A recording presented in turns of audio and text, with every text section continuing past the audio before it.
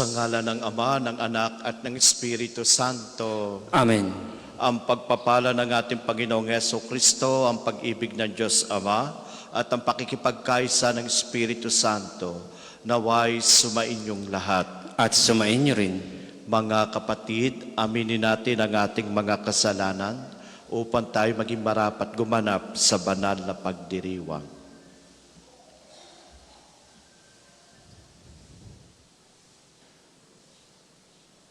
Inaamin ko Sa makapangyarihang Diyos at sa inyo mga kapatid, na lubha akong nagkasala sa isip, sa salita at sa gawa at sa aking pagkukulang.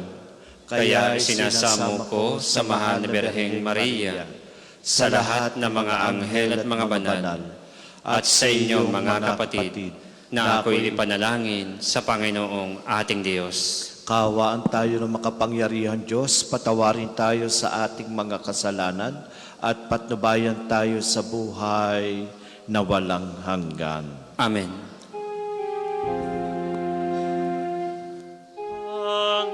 Panginoon, kaawaan mo kami. Panginoon, kaawaan mo kami. Kristo, kaawaan mo kami. Kristo, kaawaan mo kami. Panginoon, kaawaan mo kami. Panginoon, kaawaan mo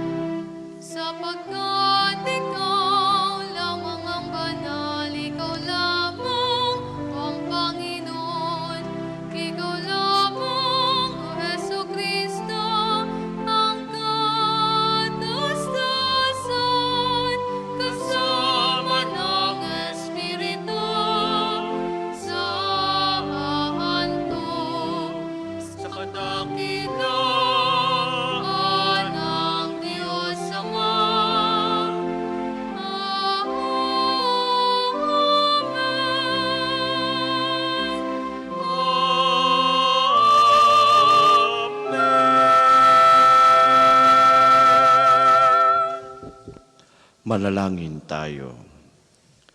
Ama naming makapangyarihan, sa alab ng iyong pag-ibig na kaloob, si San Lorenzo ay natanyag sa paglilingkod at pagkamartir na tampok. Gawin mong mahalin namin ang kanyang minahal at maganap namin sa pagtupad ng tungkulin ng kanyang ipinangaral sa pamagitan ni Jesucristo kasama ng Espiritu Santo, magpa sa walang hanggan. Amen.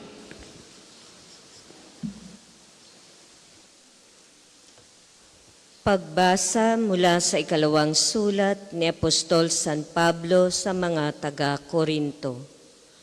Mga kapatid, ang naghahasik ng kakaunti ay mag-aani ng kakaunti, at ang naghahasik naman ng marami ay mag-aani ng marami. Ang bawat isa'y dapat magbigay ayon sa sariling pasya, maluwag sa loob at di napipilitan lamang, sapagkat ang ibig ng Diyos ay kusang pagkakaloob. Magagawa ng Diyos na pasaganain kayo sa lahat ng bagay, higit pa sa inyong pangangailangan, upang may magamit kayo sa pagkakawanggawa. Gaya nga ng sinasabi ng kasulatan, siya'y namumudmod sa mga dukha, walang hanggan ang kanyang kabutihan. Ang Diyos na nagbigay ng binhing ihahasik at tinapay na makakain, ang siya ring magbibigay sa inyo ng binhi at magpapalago nito upang mamunga ng sagana sa inyong kabutihang loob. Ang salita ng Diyos. Salamat sa Diyos. Salmong tugunan, ang taong tunay na matuwid ay mahabagit mabait. Ang taong tunay na matuwid ay mahabagit mabait. Mapalad ang tao na may takot sa Diyos, siyang sumusunod ng buong alindog. Ang kanyang lipi magiging dakila, pati mga angkan ay pinagpapala. Ang taong tunay na matuwid ay mahabagit mabait. Ang mapagpautang nagiging mapalad, kung sa hanap buhay siya'y laging tapat. Hindi mabibigo ang taong matuwid, di malilimutan kahit isang saglit. Ang taong tunay na matuwid ay mahabagit mabait. Anumang balita'y hindi siya takot, matatag ang puso't may tiwala sa Diyos. Wala siyang takot, hindi nangangamba, alam na babagsak ang kaaway niya. Ang taong tunay na matuwid ay mahabagit mabait. Mabait na lubha, lalo sa mahirap. Ang pagiging matuwid ay di nagwawakas. Buong karangalan siyang itataas. Ang taong tunay na matuwid ay mahabagit mabait. Magsitayo pong lahat.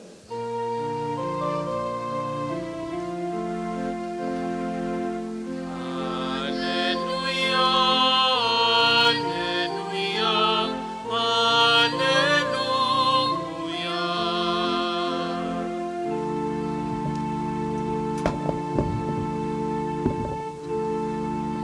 Kapag si Kristo'y sinundan, liwanag niya'y makakamtan, parang mabuhay kailanman. Alleluia, Alleluia, Alleluia.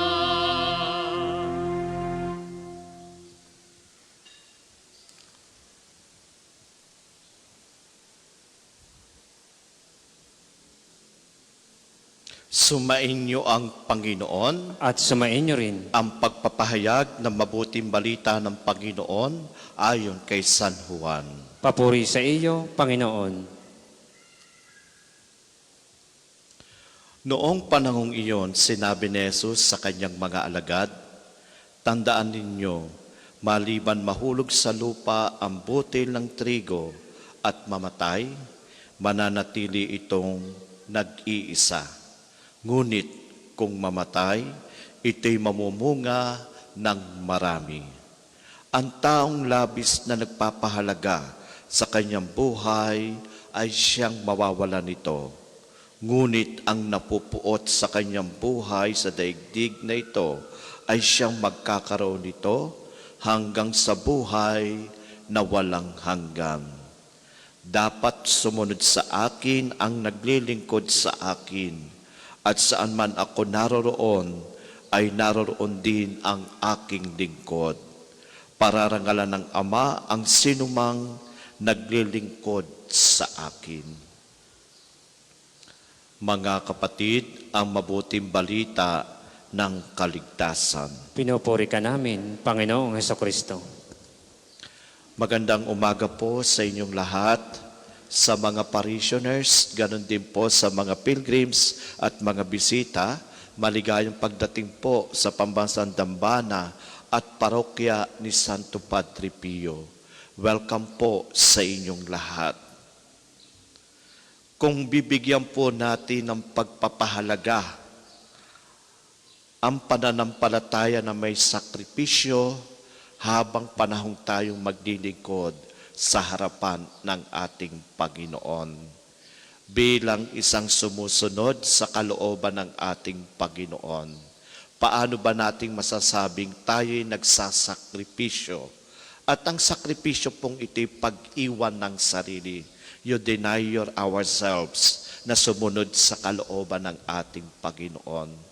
Paano ba natin malalaman na talagang tayo'y naglilingkod sa ating Panginoon? Sa araw pong ito, pinagdiriwang po natin ang kapiyastahan ng isang diakono at martir ni San Lorenzo. Sino ba si San Lorenzo? At bakit siya nahatulan ng kamatayan? Way back po noong 258 years, sa pamumuno ng isang Santo Papa, ni Santo Papa Sixtus II, bago po hatulan ng kamatayan, si San Lorenzo, una mong nahatulan ng kamatayan, si Pope Sixtus II. Sapagkat noong 258 years, ang yaman po ng simbahan ay nasa pag-iingat po ng diakono. Siya po ang sinabi nating custodian ng yaman ng simbahan. Bilang alagad ng ating Panginoon, si San Lorenzo po ay nagbigay, o sabihin nating nagpunta sa iba't ibang lugar para ibahagi ang yaman ng simbahan. At ang yaman na ito ay isang yaman na mananatili at istori ng ating simbahan kung paano ibinahagi ang yamang ito. Bago siya nahatulan ng kamatayan, sinabi niya sa simbahan, bigyan niyo ko ng 3 araw para tipunin ko ang yaman ng simbahan na ginamit ko para sa kanila. At noon din, after 3 days, tinipon niya lahat ang mga tao. At sino po itong mga tao?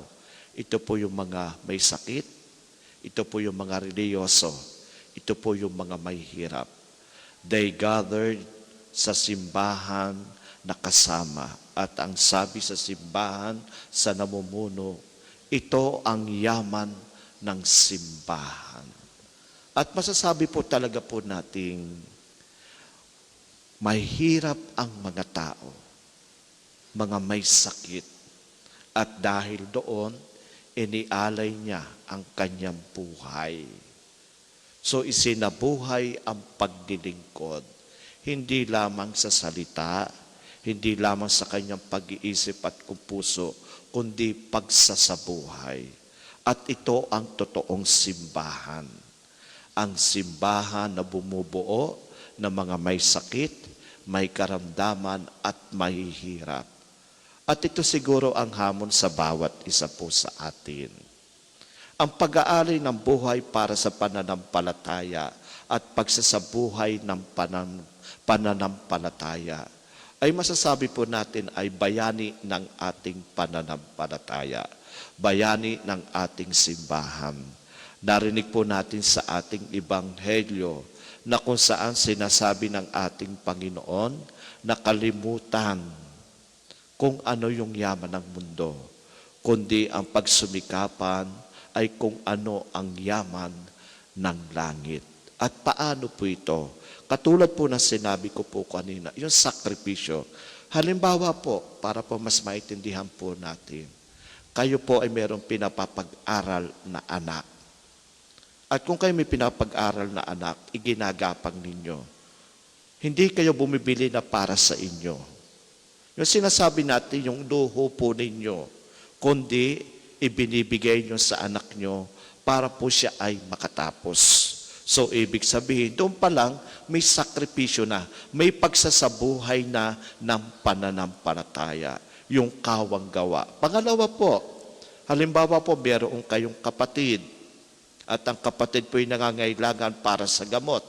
Ikaw naman po, na merong kakayahan, na dati mong ginagawa, nagpupunta ka ng abroad, nagbumoling ka, lahat ng loho na para sa iyo. Pero dahil naalaala mo ang kapatid mo, instead na ikaw magpunta sa abroad at gawin ang luho mo, anong ginawa mo? Yung perang dapat na ipag-abroad mo, yung dapat na pera na pagluho mo, ibinigay mo sa kapatid mo para sa kanyang medication. So marami pong pamamaraan ng paglilingkod sa ating Panginoon. Ang sabi nga po ng ating Panginoon, ang taong labis na nagpapahalaga sa kanyang buhay ay siyang mawawalan nito. So ibig sabihin, ito po yung ating mga luho. Ito po yung mga yaman ng mundo na binibigyan natin ng priority. Binibigyan natin ng halaga. Sabi pa nga ng ating Panginoon, ngunit ang napupuot sa kanyang buhay sa daigdig na ito ay siyang magkakaroon nito hanggang sa buhay na walang hanggan. So ibig sabihin, katulad po sinabi ko po kanina, yun po yung sakripisyo. At yung sakripisyong ito'y makabuluhan po sa ating pananampalataya. Kaya kung titingnan po natin sa ating buhay, ano ba ang tamang paglilingkod? At bakit po natin ito ginagawa? Dahil may pangako ang Panginoon.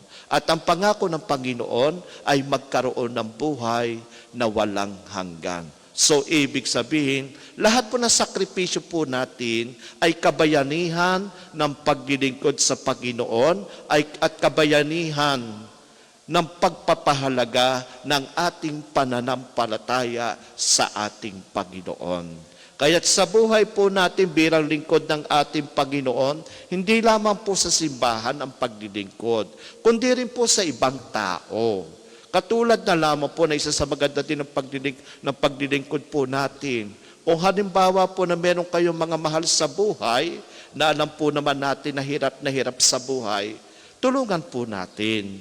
Hindi naman po 100% na ibigay po natin. Ibig po sabihin po natin, meron tayong panahon para sa kanila, para tulungan. Hindi lamang po sa material na bagay, kahit po yung pagbisita, lalo pa sa ospital. Kung meron kayong mga kamag-anak na ospital, na walang bumibisita, yun po ay pagpuot sa sarili na ang iniintindi po ay para sa kabutihan na nasa ospital. So marami tayong pamamaraan ng pagsasakripisyo para ialay natin ang ating buhay. At yung buhay na yun ang ating pagsasabuhay ng pananampalatayang ipinagkaloob sa atin ng ating Panginoon. Kaya nga may nabanggit siya ditong buti na nahulog at namatay. At nung nasa lupa na, habang lumalaki, lumalago, nagkakaroon ng bunga. So may purpose po ang bawat isa po sa atin. Kung gusto niyo maging makabuluhan ng inyong buhay, gawin po natin itong kapakipakinabang na masasabi po nating may kulay ang ating buhay. At sa bawat kulay ng ating buhay, mayroong sinasabi sa atin ng ating Panginoon at mayroong gusto siyang ipahiwatig sa bawat isa po sa atin. At ano yung gusto niya ipahiwatig? Ipahiwatig ang pagiging matapat sa sakripisyo na lagi po nating ginagawa sa ating buhay. At higit sa lahat, yung sakripisyo ng panalangin, yung sakripisyo ng mga bagay na sinasabi po nating kapakipakinabang.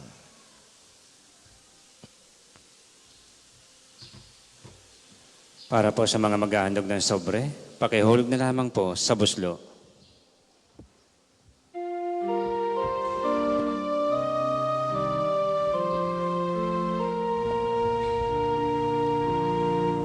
Handog namin sa iyo, Ama, ang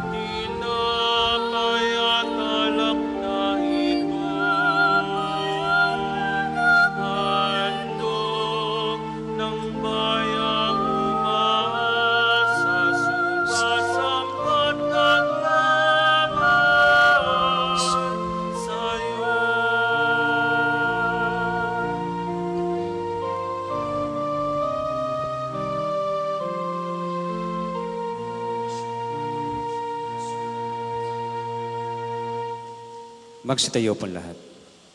Manalangin kayo mga kapatid upang paghahain natin kalugdan ng Diyos, amang makapangyarihan. Tanggapin nawa ng Panginoon itong paghahain sa iyong mga kamay, sa kapurihan niya at karangalan sa ating kapakinabangan at sa buong sambayanan niyang banal.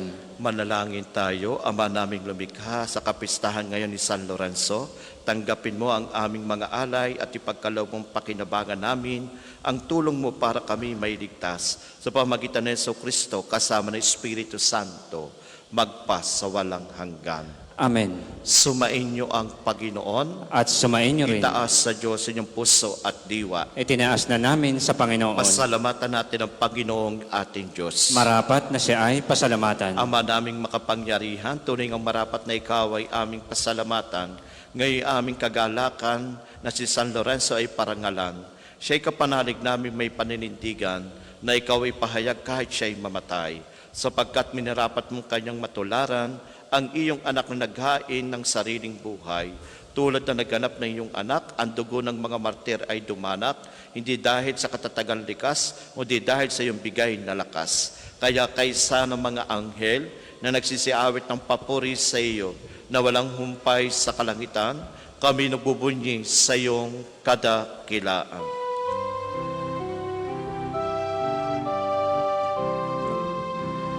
Santo, Santo, Santo, Panginoong Diyos ng mga hukbo, napupuno ang langit at lupa ng kadakilaan mo. Osana, Osana, sa kaitaasan, pinagbalan na paririto sa ngalan ng Panginoon. Osana, Osana, sa kaitaasan.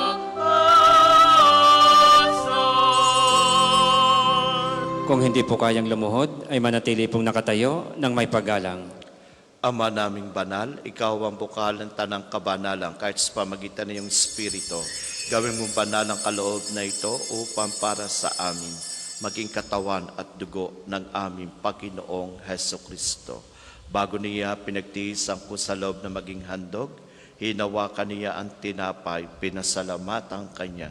Pinagati-hati niyon, iniabot sa kanyang mga alagad at sinabi, tanggapin ninyong lahat ito at kanin. Ito ang aking katawan na ihahandog para sa inyo.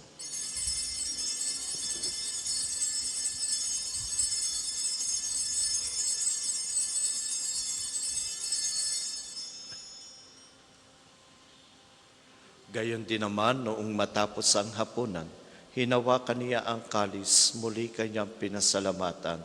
Iniabot niya ang kalis sa kanyang mga alagad at sinabi, tanggapin ninyo lahat ito at inumin. Ito ang kalis ng aking dugo, ng bago at walang hanggang tipan. Ang aking dugo na ibubuhos para sa inyo at para sa lahat sa ikapagpapatawad ng mga kasalanan. Gawin ninyo ito sa pag-alaala sa akin.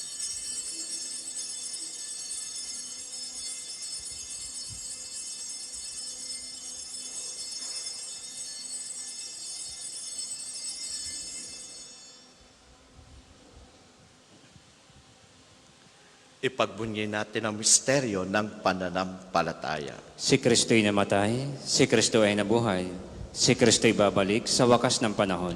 Ama, ginagawa namin ngayong pag-alaala sa pagkamatay at muling pagkabuhay ni iyong anak. Kaya tinaalay namin sa iyo ang tinapay na nagbibigay buhay at ang kalis na nagkakaloob ng kaligtasan. Kami nagpapasalamat dahil kami yung minarapat na tumayo sa harap mo para maglingkod sa iyo. Isinasamo namin kami magsalo-salo sa katawan at dugo ni Kristo ay mabuklod sa pagkakaisa sa pamamagitan ng Espiritu Santo. Ama, lingapin mo yung simbang laganap sa buong daigdig. Puspusin mo kami sa pag-ibig.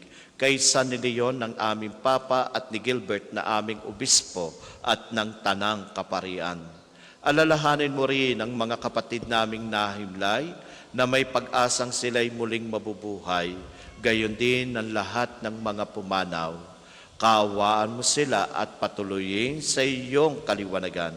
Kaawaan mo at pagindapating kaming lahat na makasalo sa iyong buhay na walang wakas. Kaysa ng mahal na Birheng Maria na ina ng Diyos, ni San Jose na kanyang kalistanisang esposo, kaysa ng mga apostol at ng lahat ng mga banal na namuhay dito sa daigdig ng kalugod-lugod sa iyo, may pagdiwang nawa namin ang pagpupuri sa ikararangal mo sa pamamagitan ng anak na aming Panginoong Heso Kristo. Sa pamamagitan ni Kristo, kasama niya at sa Kanya, ang lahat ng parangal at papuri ay sa iyo, Diyos amang makapangyarihan, kasama ng Espiritu Santo, magpa sa walang hanggan. Amen, amen, amen.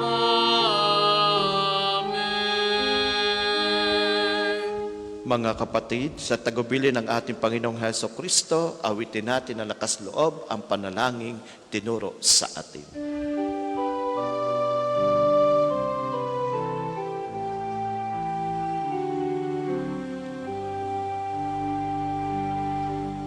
Ama namin, sumasalangit ka, sambahin ang ngalan mo, mapasa amin ang kaharian mo, sundin ang loob mo, dito sa lupa para ng salangit.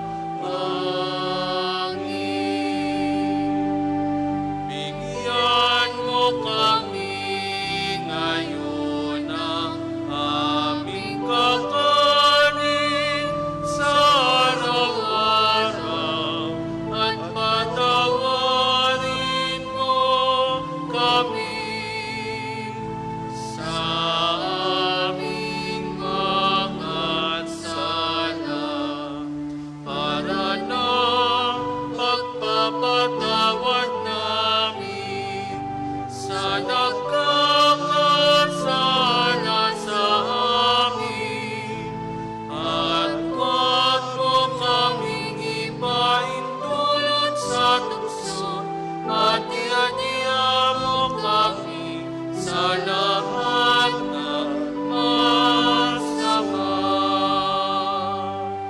Hinihiling namin kami adya sa lahat na masama, pagkalooban ng kapayapaan araw-araw, iligtas sa kasalanan at ilayo sa lahat ng kapahamakan, samantalang aming pinananabikan ang dakilang araw na nagpapahayag ng tagapagligtas naming si Heso Kristo. Sapagkat iyong kaharian at ang kapangyarihan at ang kapurihan magpakailanman. Amen.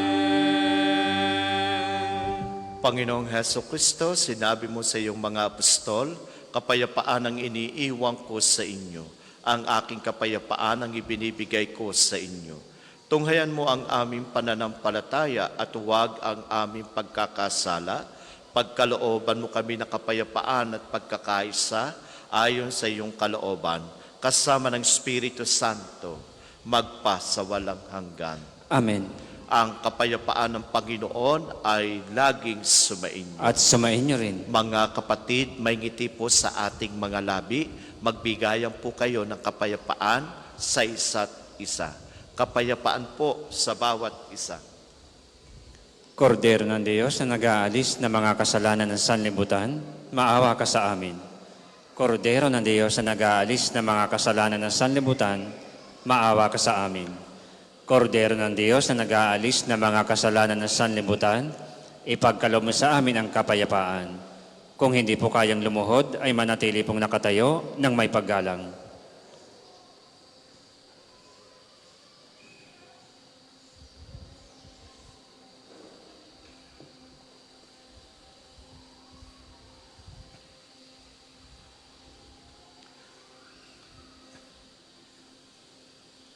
Mga kapatid, ito ang ating Panginoong Heso Kristo, ang katawan at dugo. Ito ang kordero ng Diyos. Ito nag-aalis ng mga kasalanan sa libutan.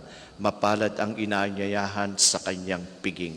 Panginoon, hindi ako karapat-dapat na magpatuloy sa iyo, ngunit sa isang salita mo lamang ay gagaling na ako.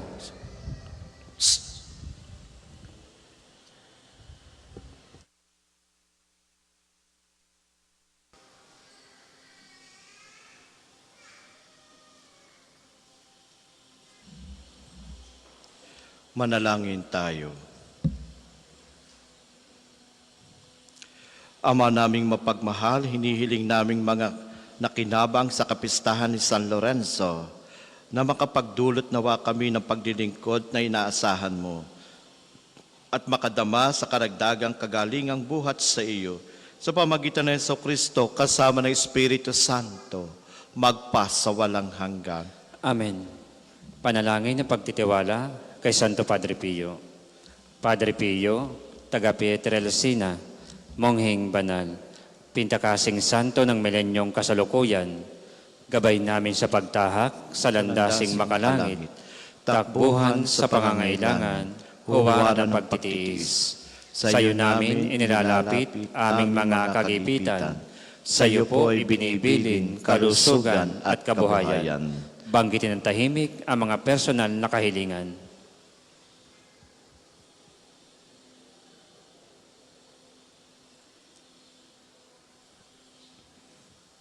Di mang karapat-dapat, kami po ay pagbigyan, Bendisyonan at basbasat, maging ganap sa buhay.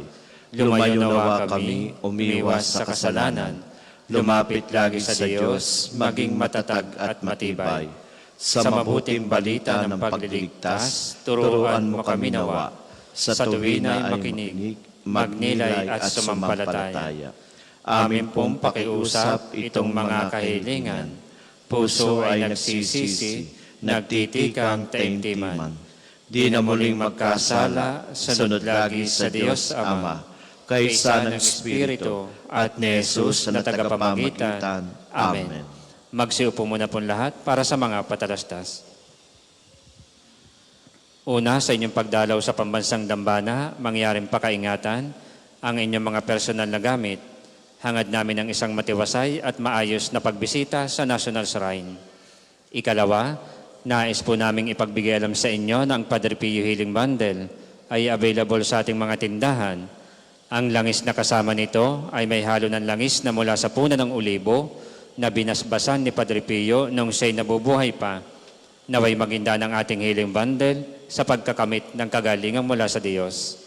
Ikatlo, inaanyayahan ang lahat ng mga nagnanais maging kasapi ng Konpradiya ni Santo Padre Pio, isang samahan na nangunguna sa pagdarasal at debosyon sa Kanya. Kayo po ay makapag-ugnayan lamang sa ating opisina para sa pagpapalista at mga detalye. Ikaapat, malugod po namin kayong inaanyayahan na maging kabahagi ng ating mga paghahanda sa nalalapit na opisyal na deklarasyon ng ating dambana bilang International Shrine sa pamamagitan ng inyong suporta sa ating mga gawain. Ang ating mga tagapaglingkod ay namamahagi ng mga sobre para sa mga nagnanais magbigay ng kanilang tulong at handog. Kung nais naman po ninyo magbahagi ng personal na donasyon o anumang uri ng suporta, maaari po kayong makipag-ugnayan sa ating opisina. Maraming salamat po sa inyong bukas palad na pakikiisa, panalangin at patuloy na pagmamahal sa ating dambana. Naway pagpalain kayo ng poong may kapal sa pamamagitan ni Santo Padre Pio. Ang susunod pong misa ay sa ganap na 12 ng tanghali. Magsitayo na po lahat para sa pagbabasbas ng religious articles. Mga kapatid, manalangin tayo sa Diyos sa mga makapangyarihan upang tayo maging kawangis ni Kristo sa taimtim ng pagdalangin sa tulong ng mga larawan at dasalan. Manalangin tayo. O Diyos, Ikaw ang buka na lahat ng pagpapala at biyaya. Ibuhos mo yung bendisyon sa mga gamit na ito sa pananalangin, mga rosaryo, imahen at dasalan na nagpapalaala sa iyong kabutihang, kabanal at pagmamahal sa amin. Upang lahat na dumulog at magdasal gamit ang mga ito ay magtamo na iyong awa at biyaya Loobin mong tularan namin ang kabanal at aral ni Kristo at ng mga santo magpa sa walang hanggan. Amen. Ama namin, sumasalangit ka, sambahin ang ngalan mo. Mapasa amin ang kaharian mo, sundin ang loob mo dito sa lupa para nang sa langit. Bigyan mo kami ngayon ng aming kakanin sa araw-araw at patawarin mo kami sa aming mga sala para nang pagpapatawad namin sa nagkakasala sa amin. At huwag mo kaming ipahintulot sa tukso at iadya mo kami sa lahat ng masama. Amen. Aba, Ginoong Maria, napupuno ka ng grasya, ang Panginoon Diyos ay sumasa iyo. Bukod kang pinagpala sa babaeng lahat, at pinagpala naman ang iyong anak na si Jesus. Santa Maria, Ina ng Diyos, ipanalangin mo kami makasalanan, ngayon at kung kami mamamatay. Amen. Luwalhati sa Ama, sa Anak at sa Espiritu Santo, kapara nung una, ngayon at magpasawalang hanggan. Amen. Luwalhati sa Ama, sa Anak at sa Espiritu Santo, kapara nung una, ngayon at magpasawalang hanggan. Amen. Luwalhati sa Ama, sa Anak at sa Espiritu Santo, kapara nung una, ngayon at magpasawalang hanggan. Amen. Magsiupo muna po saglit ang mga... Paalala po sa ating lahat na maging mapagmatyag at mag-ingat laban sa mga magnanakaw at mga tao na nanamantala sa kapwa, lalo na sa mga PWD, senior citizens, at mga walang kakayang ipagtanggol ang kanilang sarili. Hinihikayat po natin ang bawat isa na magmalasakit at magbantayan. Kung may mapansin pong kahina-hinalang kilos o pangyayari, agad po itong ipagbigay alam sa kinauukulan upang maiwasan ang anumang kapahamakan. Maraming salamat po at naway manatili tayong ligtas at pinagpapala ng Diyos sa pamamagitan ni Santo Padre Pio. Ang lahat po ay magsitayo Sumainyo ang Panginoon at sumain niyo rin. at pagpalain kayong lahat na makapangyarihan Diyos kasama na inyong pamilya, ang Ama at ang Anak at Espiritu Santo. Amen. Tapos na po ang banal na misa, humayo kayo sa kapayapaan at pag-ibig ni Kristo. Salamat sa Diyos.